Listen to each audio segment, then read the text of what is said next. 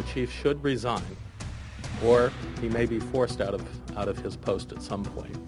The pressure mounts on Fullerton's police chief in the beating death of a homeless man at the hands of officers. Support for the police chief by members of Fullerton City Council is fading fast. Good evening. I'm Cher Calvin. And I'm Rick Chambers. Micah is off tonight. Another council member has now come forward calling for Mike Sellers to resign.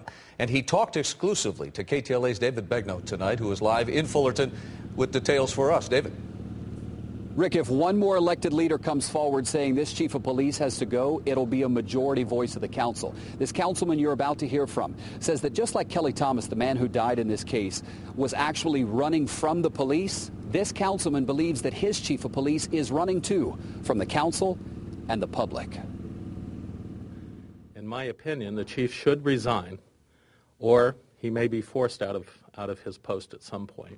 Harsh words tonight from Fullerton City Councilman Bruce Whitaker, now the second elected official calling for Chief Michael Sellers to step down, all because of what he says the chief has not done in the 29 days since Kelly Thomas was involved in a deadly confrontation with 6 Fullerton police officers.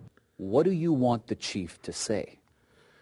I want the chief to put a human face on this, and rather than hiding behind legalities, and rather than working through spokespersons, to get out in front and man up and basically communicate to the public.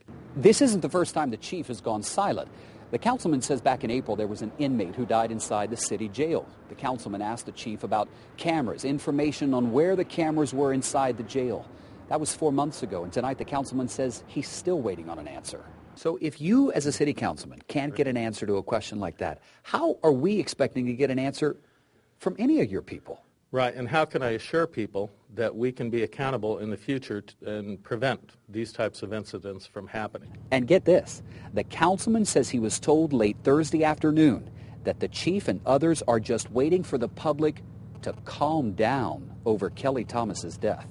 Hunker down, wait for the passions to subside, and basically with no new information being released, it's going to be, it'll just subside. That is absurd. That is absurd. And tonight, I can only envision how angry people are going to be hearing you say that. Well, and I'm very angry about it because there seems to be a tone deafness about where the public is at on this. Today, we tried to get an interview with Chief Sellers. We walked into the department around 5:30 p.m. and were told to take a seat.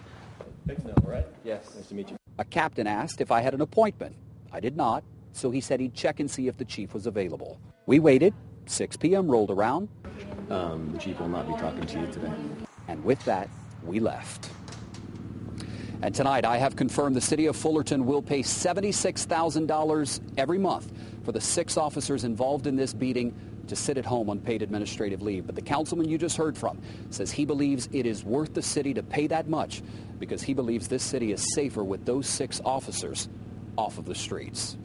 We are live tonight in the city of Fullerton. I'm David Begnaud, KTLA 5 News.